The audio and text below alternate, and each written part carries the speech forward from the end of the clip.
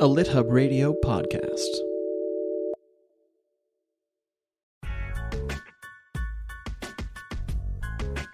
Hello, writers, healers, storytellers, and puzzle solvers. I'm Grant Faulkner, and I'm with my co-host Brooke Warner, and today we're featuring a story that is perhaps the most dramatic and traumatic of any we've discussed on this show, and on several different levels, including how writing can not only emotionally heal, but how it can literally provide physically healing as well.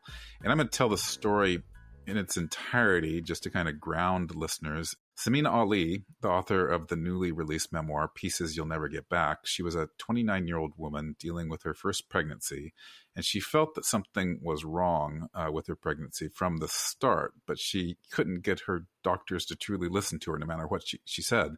And the day she went into labor, she and her husband actually took matters into their own hands and researched Samina's symptoms, and they told the doctors they thought she had preeclampsia, even though they were just two writers, they weren't doctors. But still, they weren't listened to. And her doctors saw only a healthy 29-year-old dealing with the anxiety of a first pregnancy. But it turns out that Samina and her husband are right.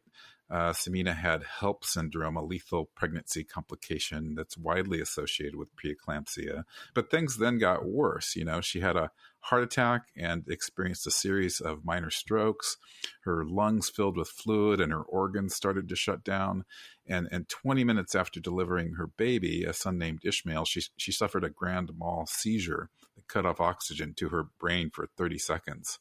And then she fell into a coma, and her brain continued to swell dangerously.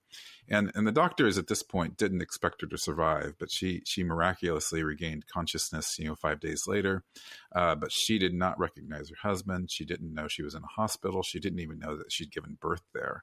And she no longer spoke fluent English. A neurologist would later try to help her conceptualize the damage and what it meant, that there were now all these clusters of dead cells that were threaded throughout her brain. And he said, imagine a jigsaw puzzle where there was once a coherent image. There was now a field of scattered pieces that she would have to try to reassemble. And that forms the backdrop of her new memoir, because Samina literally had to reassemble herself and put the puzzle pieces back in place and deal with the lost puzzle pieces of herself and her brain. Brooke, I know that you've thought and read a lot about memory and the nature of memory in memoir. So I'm just curious if you've, encountered similar stories that are harrowing like this.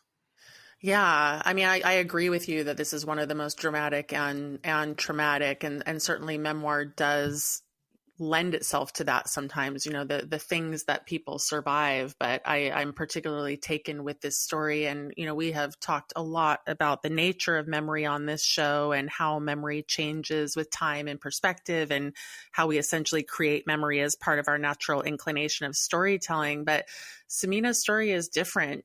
She had to put herself back together, like you said, that puzzle analogy that she uses in the book, and is very poignant and true. And her neurologist told her that he'd never seen such a dramatic recovery, and it did take years. And that she attributes that to the act of writing, I think, is so powerful. She had started a novel before she had her son. She painstakingly returned to it afterward, even though she was barely able to write, but then slowly regained the ability to do that. She finished it, she published it. And then when her neurologist later asked how she healed, she said it was writing the book that had helped for sure. And that was her debut novel, Madras on Rainy Days, which not only was published, but was also a PEN Hemingway finalist. So not too shabby. Then this memoir comes along 25 years later, and this is the book that we're going to be interviewing her about today, Pieces You'll Never Get Back. And she says it contributed to her healing emotionally and cognitively. And so we've talked a lot about how writing saves lives. And I think sometimes we say that in a kind of metaphorical way. In this case, it was quite literal, as Samina does credit the work that she did on the page to her healing and recovery. And it's really quite amazing all around. Yeah, it's so interesting to me because Samina called herself a writer without words when she first returned to that first novel, which was the book she started before her pregnancy. But she didn't recognize a word she'd written. She would write the word peaches when she meant rain. And then, 10 minutes of work felt like an hour. And in her interview with her, she talks about how, she'd curl up in pain. Her head would ache. And so, she just reclaimed herself as a writer and made herself write through such, an act of will and determination that it actually made me feel bad about how I won't write sometimes just because I'm feeling a little tired. And it shows how we, also take things for granted in our lives. But in the writing of her novel, she essentially wrote herself back to a type of wholeness. She reconnected a lot of things in her brain. Mm-hmm. It's really inspiring. And one thing I appreciate about the memoir is how its construction mirrors her condition. And I have seen this with other books. It's really kind of a fascinating thing when authors are able to pull that off, because the book is essentially a jigsaw puzzle. It is a series of short, non-chronological vignettes, and then this fragmentary elliptical style, which we have talked about on other shows. It's popular right now, and we've discussed it with guests like Maggie Smith and Forrest Gander and Faith Adiele and others. But I'm not sure that I've read a memoir that's formed this way, in the sense of it being quite so related to the subject matter, because it is a mirror of brain trauma. And the chapters read as if she's filling in empty spaces. So, for example, she includes reflections on her relationship to her Islamic faith. And then she has records of her birthing experience as a way to understand what happened to her. So there's this piecing back together that happens. But when she does that, it's sort of like as if she's reading about another person, as if she wasn't there. And in some ways she wasn't. And so the way that she pieces that together, just as she's relearning to walk and talk and eat and all the rest, and like you said, be a person again, the act of writing the memoir in this way is also literally piecing back together what she didn't remember, what she was absent for, and that's a powerful reclaiming. That's one thing that's just so amazing about this book, is that she experienced life as a kind of blank slate, which is probably just entirely difficult to truly describe. She was in between worlds and floating without a true sense of self. And one of her doctors actually told her to write this memoir because she could tell people what it's like to actually be inside a damaged brain, but she was resistant, and she actually didn't plan on writing it until she became pregnant with her second child. And she wrote it just in case another tragedy struck. And that's one interesting thing about this book. And I think it's interesting because Samina's recovery is the way we create ourselves every day, except that her process is magnified exponentially by the direness of her condition. So she had to, as I mentioned, just diligently sit down and piece together medical information, family history, photographs, stories that were told to her, faint memories, and then kind of construct or reconstruct an identity by building new neural pathways in her brain. And she talks about that, about how, our brains are natural storytelling kind of machines. And so she had to rely on that storytelling kind of inclination to reclaim everything that we think of as being ourselves. So she created her own self again, in a way. It's so cool. And I do love this book. It reminds me of some other stories I've read where people have gone through something they can't remember, like in Brain on Fire, for instance, which is an old book, but quite well known. Susanna Callahan had a virus of the brain that was diagnosed as a mental illness. And she similarly had to piece together what happened to her, and also has, like medical records and other things from her hospital stay that she uses to reconstruct all of that.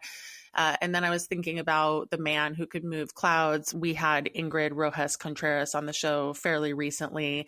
She had a spat of amnesia that was caused from a bicycle accident. And in the book, she doesn't remember, and she has to figure out how to show that lived experience in the aftermath of that on the page. And so she does that quite brilliantly. And so with books like these, when people have had medical traumas, or they've been in comas, or they've been in states of mind, that cause them to leave their body, there's always a question of how you're going to piece the story together. So I'm excited that we get to ask that question of Samina, and her answer is great. So stay tuned. We are going to piece that and all of it together with Samina after this short break. Welcome back, everybody. I am super excited to introduce Samina Ali, who is the author of Madras on Rainy Days, which won the French Prix Premier Roman Étranger Award and was a finalist for the Penn Hemingway Award in Fiction. She's also a recipient of Rona Jaffe Foundation Writers Award. And Samina is also an influential advocate and spokesperson for Muslim women's rights worldwide. Her TEDx talk, What the Quran Really Says About the Hijab, has over 8 million views. And what we're here to talk about today is that she just published her very harrowing memoir, Pieces You'll Never Get Back. Welcome, Samina. Thank you both for having me on. Absolutely. Yeah. And Samina, this is a memoir of pieces in many different ways. You know, your book's title, obviously, Pieces You'll Never Get Back, speaks to what you lost in this experience. But then the memoir is also about the way you reclaim yourself by collecting pieces of your life. And then, you know, the very form of the memoir reflects putting the pieces of a puzzle together in a way, you know, through the very short chapters. So I was wondering if you can tell us more about the metaphor of pieces of a puzzle and how it guided your writing and the reclaiming of your life. When I was being discharged from the hospital after giving birth, the neurologist actually was the one who made the analogy for me. He had said that in a normal, healthy brain, all of the different neurons and the different neural pathways, they all function because they're all connected. And that the global trauma to my brain had essentially broken so many different neural pathways that different neurons were no longer connected to one another. So he used the analogy and said, you know, imagine a jigsaw puzzle and imagine how when that jigsaw puzzle is fully put together, you can see the entire image on that jigsaw puzzle. And it makes sense. But when you scatter that puzzle, what happens? And all of the different pieces are all over the place. And some of them, you don't know how to put it back together. And sometimes you lose those pieces. And that's essentially what happened with me.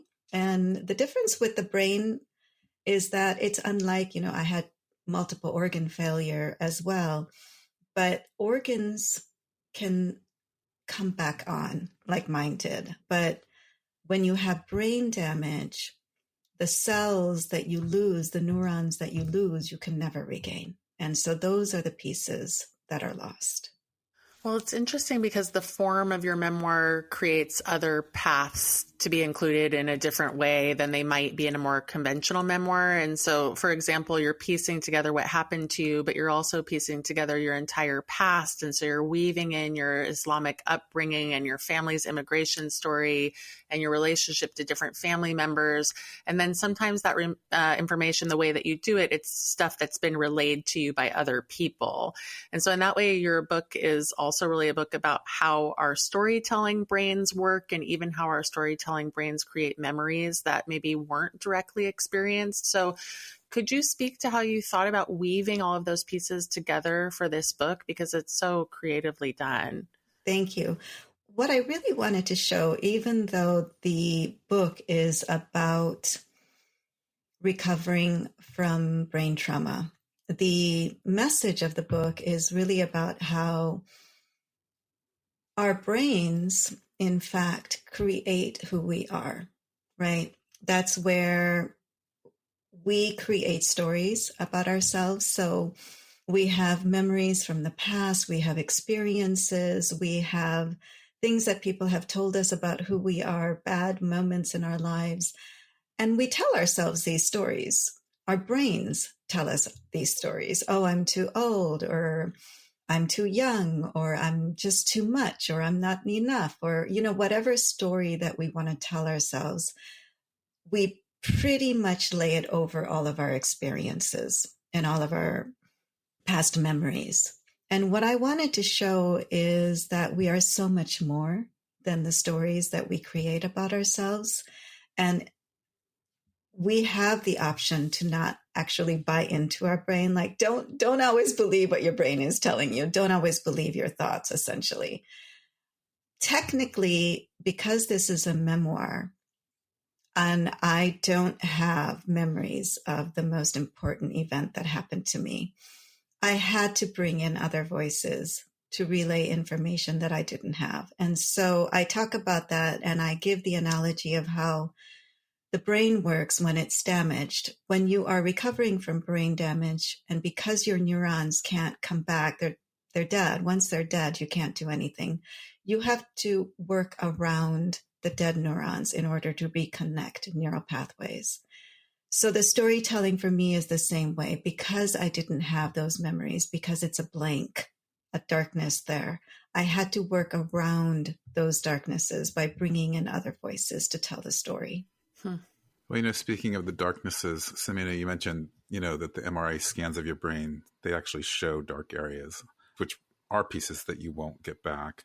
And you also write that you lost just not memories, but intelligence. And I'm not quite buying that, actually, because I think this book is so complex and so well written that I just can't imagine you as anything but intelligent and perceptive.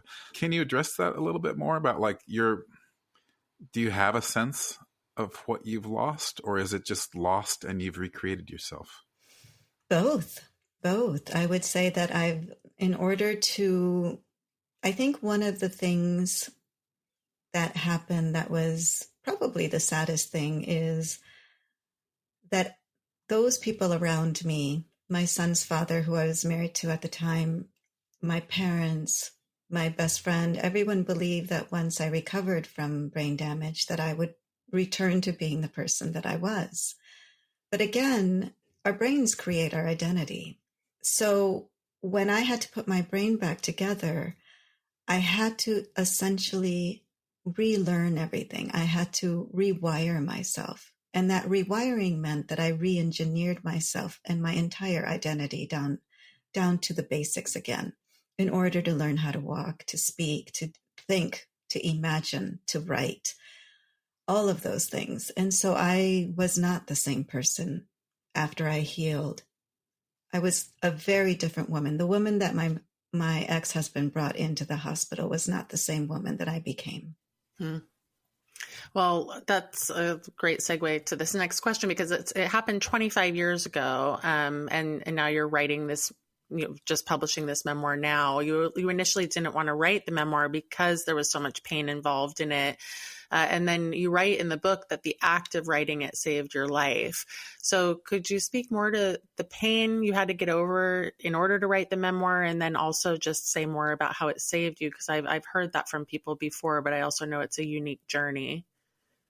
The first time, it was actually my neurologist who told me that I should write the book. 3.5 years after I gave birth, I went in for what became my final follow-up exam. And in that examination, the MRI showed that the damage had become calcified now. And so I was essentially, you never heal. I still have moments of aphasia. I still have dark holes in my memory.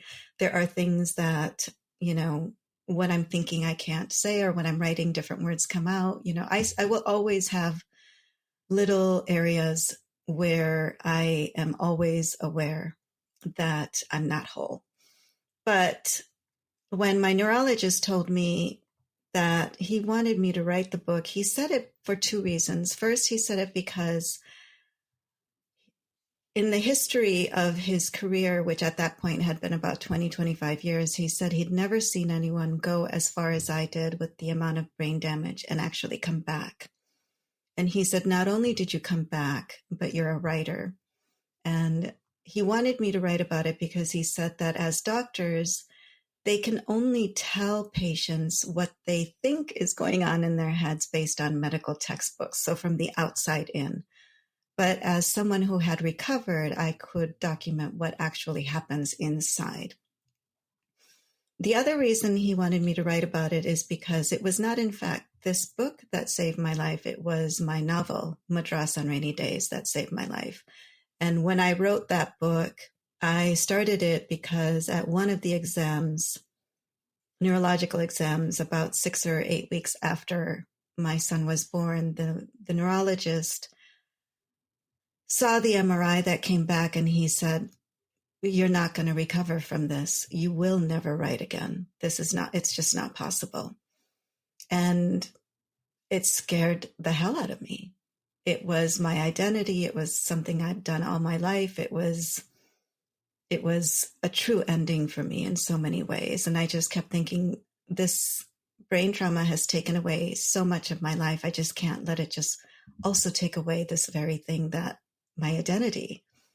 I went back to Madras on Rainy Days. I had been writing a draft of it, And I wrote, and it was very painful because I was having to rewire my brain. Essentially, I was told I couldn't write a book because the brain trauma was global. And he said, to write, you need to be able to imagine, you need to be able to speak, you need to be able to project yourself into other people's minds. You can't do any of this.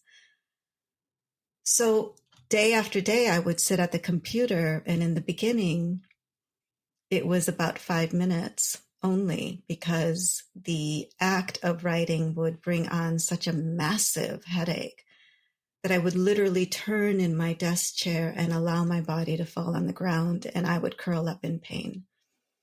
And that went on for weeks, and then it went on for months. And that process of writing the book is what helped me, I think, to recover from the brain trauma. And that is one of the things that came up at that neurological exam when my neurologist said, 3.5 years later, I've never seen anyone recover like this. What did you do? And I said, I wrote a book.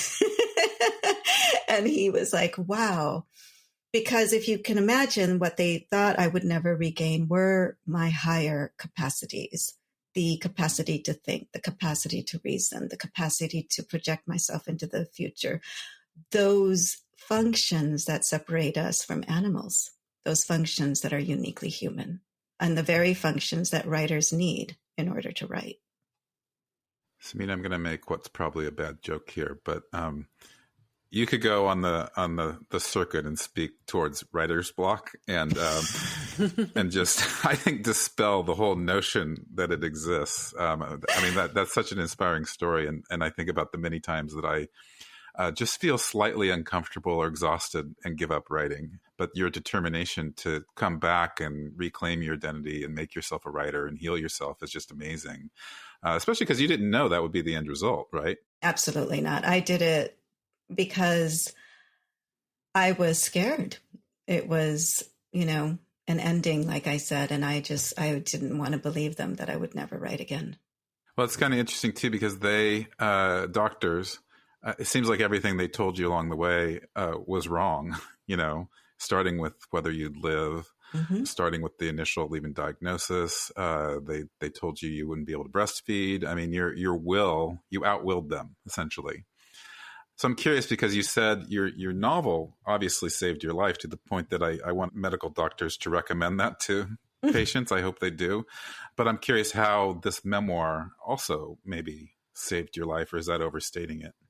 I don't know if I would say that it saved my life. I started it because about 8 years after my son was born, I had remarried and I got pregnant again. And what I did is I went back to the same hospital and I said, this is what happened last time. Can you guarantee that it won't happen again? I mean, they had all the paperwork, so they're the best ones to keep me safe. And this time I went to the chair of the department, who happened to be a woman, and she said, yeah, I will watch you closely. And they did. But being pregnant, they also said, last time you were 29, you'd come in, you didn't have any health issues. We don't know what saved you, but this time you're older, your body has gone through a great deal of trauma. If it happens again, we can't promise that, your body's going to heal like last time. So the entire time I was pregnant, this is going to sound crude, but it felt like the bigger my belly became, the more it felt like I was carrying a ticking time bomb. I knew that anything could happen. So I started writing because I wanted to keep a record for my son and for my daughter. I wanted them to know what happened. And the best way to do it was by writing a journal about it. That's so interesting. And thank you for sharing all this with us. This is a little bit of a pivot, but I'm sure in line with everything that you're doing, because you're an activist for Muslim women's rights. And one piece of your story has to do with how being a brown woman affected your medical care. You wrote, I am a brown woman, and these two white doctors felt it beneath them to help a brown woman deliver her baby. Can you talk more about that experience, specifically what is bigotry in a clinical space of all places, and how that motivated your activism? What I had is called preeclampsia. And we always tell women when they're pregnant, women have been having babies since the dawn of time. This is completely normal. It's natural. We also, I get told that preeclampsia is rare, but it isn't rare. It is the most common pregnancy complication there is. Mm-hmm. And it impacts in the US, which is the only industrial country, the only first world developed nation, maternal mortality is on the rise in the US. And in some places, our statistics are as bad as sub-Saharan Africa. So it tells you that we simply don't know how to diagnose and treat the complications of pregnancy. And that tells you that it's because it affects women. Why do we know everything that happens with the heart? Because, we always assume that the heart was something that, heart disease is a male disease. So we're going to know everything there is to know about it. And we're going to make sure that we do all of these studies on it. And of course, historically, those studies have always been on men. But with pregnancies, even though insurances and hospitals make the most amount of money with pregnancies and deliveries, I'm not sure the research is in proportion to that. And I do think that is because it's women, and preeclampsia impacts Latinx women and Black women the most. And by that, I don't mean that they get it the most. That's wrong. What I mean is that they're the ones who have the most trouble when they go into the hospital. I mean, look at Serena Williams. The doctors didn't believe them either after, she had her baby, and she was complaining she didn't have preeclampsia, but she was also saying that things didn't feel normal, and she was also ignored. Well, in closing, Samina, I'm curious, this is our show, mainly writers listen to it. And so I wanted to talk a little bit about your writing process, and if it is the same as what the writing process was before this all happened. And then what's your next project? Maybe you don't have that yet. This seems like obviously a huge one. So just curious about that.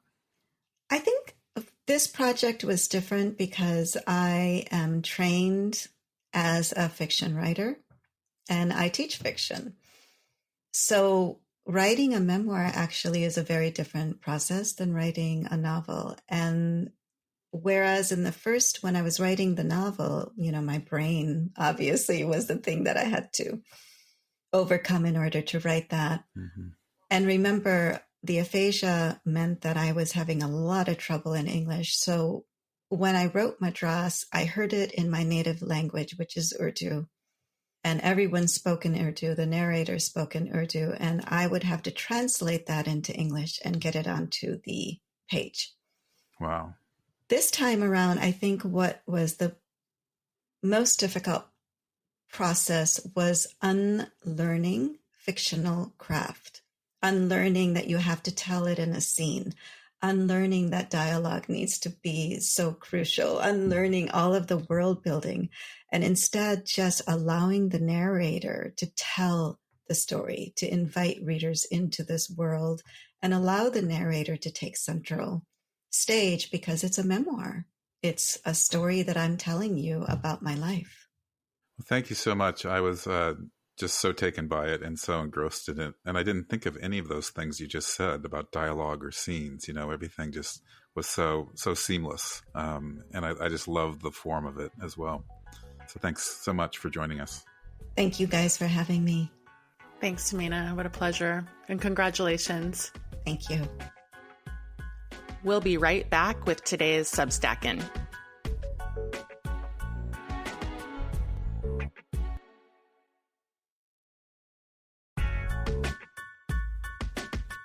Well, Brooke, for today's Substack, and I want to highlight a recent post or recommendation I made in my Substack, and it's pretty audacious, so prepare yourself.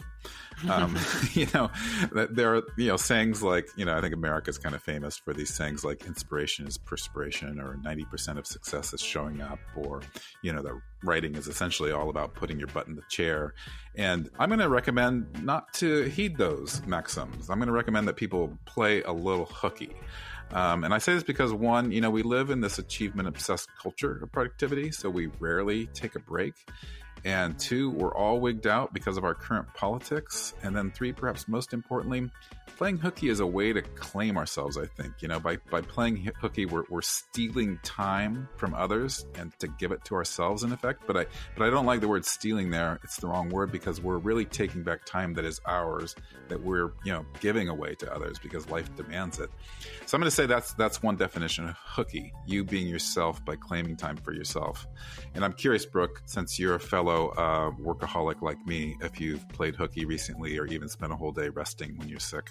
Yeah, I wish I could say yes to that question, Grant. Definitely not lately. I really do need to take this advice, though, because I think playing hooky has got to be really good for your mental health as well. And it's so hard to do when you have a long to-do list or when you're in the middle of big transitions, as I have been lately.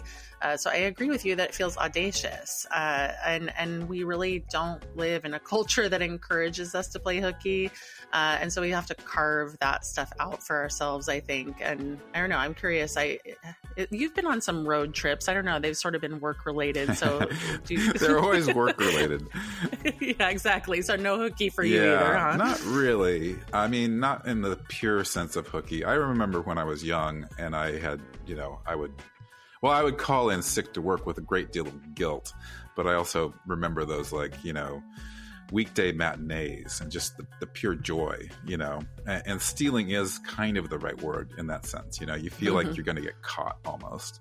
But I can't remember legitimately playing hooky since my kids were very young, but I do want to tell the story of one super great day that we had playing hooky together as a family. My wife Heather's college, she went to Smith College, and they'd annually have what they called Mountain Day.